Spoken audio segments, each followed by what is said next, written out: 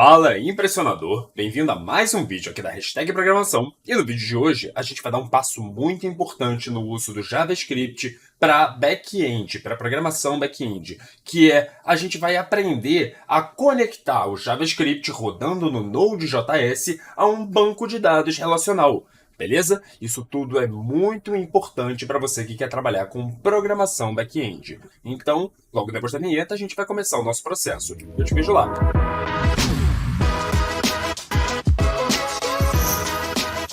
Então vamos lá, pessoal. O que eu vou fazer aqui é o seguinte. Eu vou criar aqui um arquivo. Olha, você viu que eu estou com o Visual Studio Code aberto, já numa pasta selecionada. E nessa pasta aqui eu vou criar um arquivo chamado banco.db. Beleza? Ah, Daniel, precisava ter esse nome? Não, olha, pode ter o nome que for. Pode ser banco.db, pode ser banana.db, pode ser vasco.db, pode ser o que for. O importante é que seja .db, beleza? E outra coisa, gente, que é importante apontar, eu estou usando uma extensão aqui do Visual Studio Code chamada de SQLite Viewer, beleza? Essa aqui. Você vem aqui, clica para instalar. Ela vai ser bacana, porque ela vai permitir a gente visualizar os dados do nosso banco de dados e aí a gente vai comparar com o que o JavaScript está fazendo e a gente vai ver que está tudo funcionando, beleza? Então a gente vai usar isso aqui para ver o nosso banco de dados, ver o estado dele, ver como é que ele está. Então, beleza. Com isso aqui instalado, só clicar ali para instalar, super tranquilo. Mais uma vez, gente, clicou aqui em SQLite, vai ter a opção aqui de instalação, beleza? Ou aqui, ó, se você não tiver instalado, vai aparecer esse botãozinho de instalação, tá bom? Mas com isso feito, voltando aqui para o nosso código, clica aqui, vamos lá. E aí a gente vai fazer o seguinte. Primeiro de tudo, eu vou clicar aqui, ó, terminal, novo terminal, o new terminal, se o seu tiver em inglês que nem o meu. E você vai digitar o seguinte, npm init -y, beleza? Digitei isso aqui, tá bom.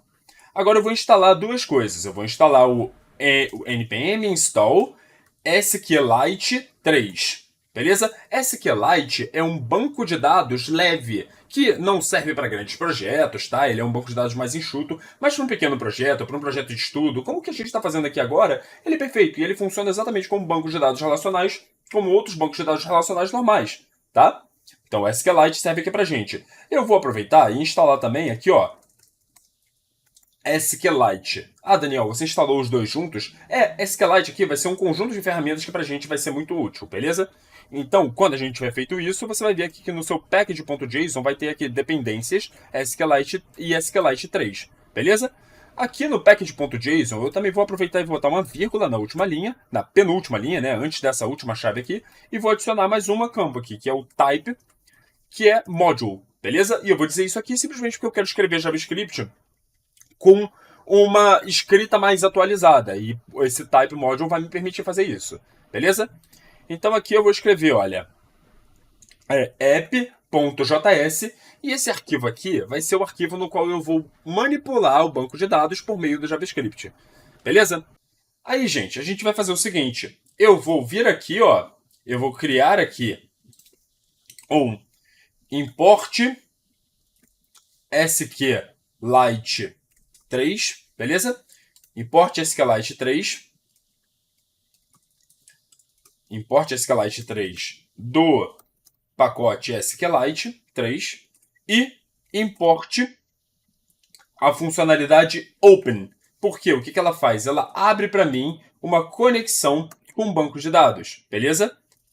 E aí essa aqui do SQLite. Com isso aqui feito, o que eu vou fazer? Eu vou vir aqui e vou criar uma função que vai, ó, criar e popular tabela usuários, beleza?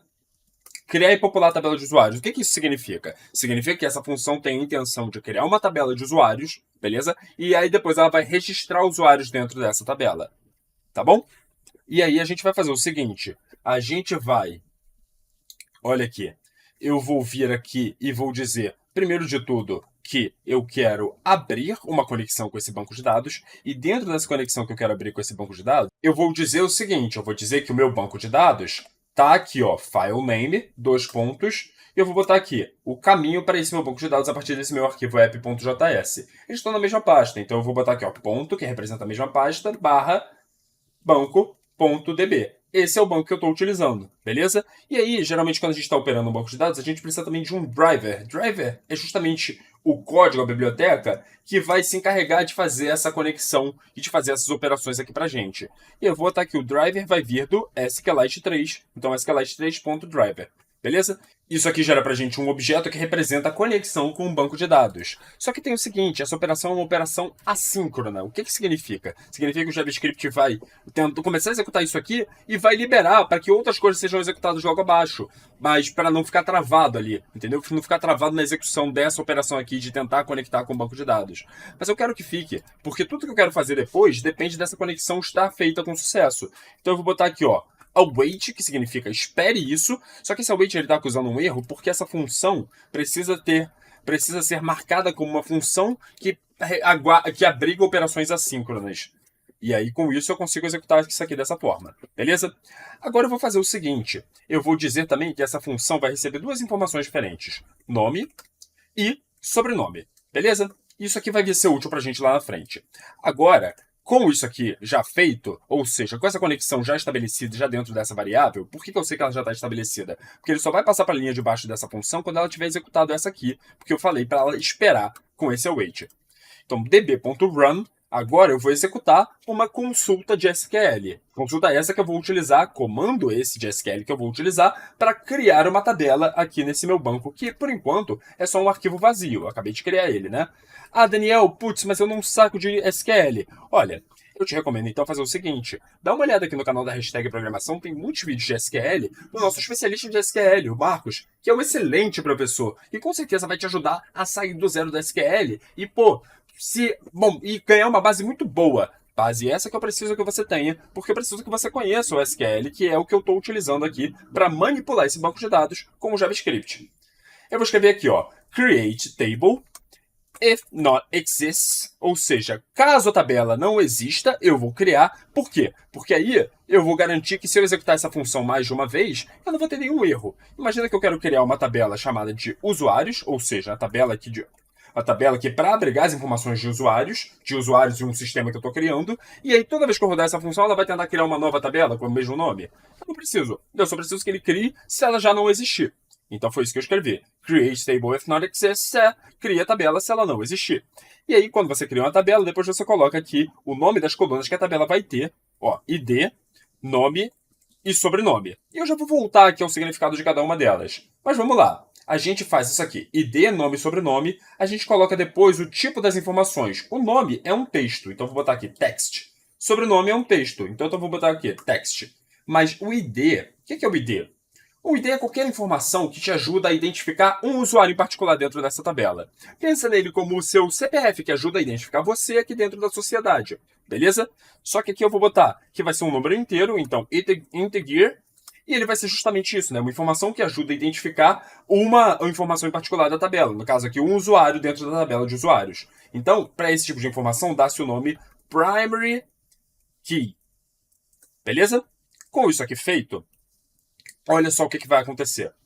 Com isso aqui feito, eu tenho essa instrução aqui que está fazendo o seguinte. Ó, pega esse objeto que tem uma conexão, que representa uma conexão com o banco de dados, e usa ele para executar essa consulta, essa query, esse comando SQL que vai operar o banco de dados. Beleza?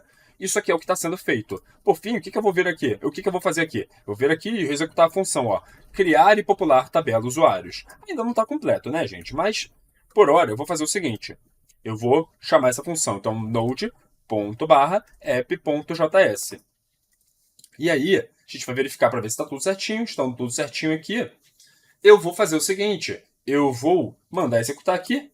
E, gente, só um segundo. Eu cometi um erro aqui. Esse SQLite 3 que está sendo importado, ele tem que vir assim, ó. Beleza? Sem chaves. Só o opener que vem com chaves.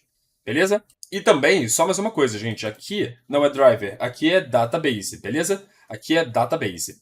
Tá bom? SQLite 3.database. Agora, com isso, eu posso executar e você vai ver que vai funcionar. Pronto. Pô, Daniel, não apareceu nada? E aí? Agora, você vai clicar aqui nesse banco de dados e você vai ver o seguinte, clica aqui para atualizar e olha só, ele aparece aqui, Tables, tabelas, ele mostra aqui que tem uma tabela de usuários agora. Por quê? Porque a gente conseguiu criar aqui uma tabela de usuários com sucesso nesse banco por meio do JavaScript. Pô, maravilha, perfeito, o JavaScript está operando o banco de dados. Se ele consegue criar uma tabela, ele também não consegue registrar informações dentro dessa tabela? Vamos ver. A gente vai fazer o seguinte, db.run. E aí eu vou botar aqui, ele vai pegar, lembra que a gente colocou aqui duas informações, né? Nome e sobrenome? Eu quero usar essas informações para registrar um novo usuário. Ou seja, eu quero pegar essas informações que vão ser recebidas por essa função aqui e eu quero usar para registrar um novo usuário. Então vamos colocar aqui a query que faz isso. Insert into, aí aqui tabela usuários. E aí, aqui, gente, eu não quero me preocupar em ficar colocando o ID, não. Eu quero deixar o banco cuidar disso. Como o banco sabe que isso aqui esse ID é essa chave primária e ele é um inteiro, se eu não me informar, o banco vai simplesmente ficar incrementando automaticamente. Então, o primeiro usuário que eu registrar vai ser o ID1. O segundo usuário que eu registrar vai ser o ID2. O terceiro usuário que eu registrar vai ser o ID3. E assim sucessivamente. Então, vou botar aqui, ó. Eu quero inserir uma nova informação de usuário e eu vou simplesmente dizer que eu vou acomodar essas informações que eu vou colocar nas colunas nome e sobrenome. Beleza? E os valores que eu quero inserir nessas colunas nome e sobrenome desse usuário que eu quero criar são... Agora eu vou colocar interrogação, gente. Duas interrogações aqui. Por quê? Porque isso aqui é uma medida de segurança. A gente coloca isso aqui dessa forma e aí coloca aqui vírgula e coloca um array aqui e esse array vai representar, vai conter as informações que vão substituir cada uma das interrogações. Beleza? Vou colocar aqui, ó, nome e aí aqui, ó, vírgula, sobrenome. Beleza? Com isso aqui feito, olha só o que acontece. Vamos aqui, criar e popular a tabela de usuários. Botar aqui, ó, nome. Botar aqui a primeira informação, Daniel. E a segunda informação vai ser Porto. Beleza? Fiz isso aqui. Vamos executar esse código. Vamos lá. Ih, peraí, que deu algum errinho aqui. Ah, tá. Gente, eu cometi só um errinho aqui, que é o seguinte. Isso aqui é entre parênteses. Beleza?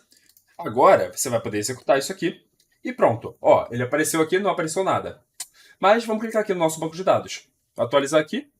Olha só, nossa tabela de usuários tem aqui já o nosso primeiro usuário registrado. ID1, nome Daniel, sobrenome Porto. Significa que eu estou conseguindo escrever novas informações dentro de um banco de dados. Olha aqui.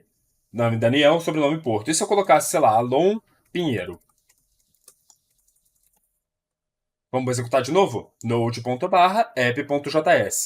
Aí aqui, olha só. Alon Pinheiro, olha só, ele está aqui aparecendo. Eu estou conseguindo registrar informações dentro de um banco de dados. Tá vendo? E aí, bom, aqui você consegue ver que eu criei uma query, eu criei aqui uma consulta SQL, que nem com todas as consultas que você que já mexeu com o banco de dados já fez, só que eu botei o JavaScript para executar ela, eu botei o JavaScript para comunicar ela para o banco de dados, e o banco de dados então executaria. A única coisa de diferente foi, na hora de eu passar algum valor, eu coloquei interrogações, e aí logo em seguida eu passei todos os valores, na ordem que eles devem substituir as interrogações, em um array. Tá vendo? Mas aqui com isso você consegue ver que eu, com sucesso, consegui executar uma operação ou operações aqui em um banco de dados por meio do meu JavaScript.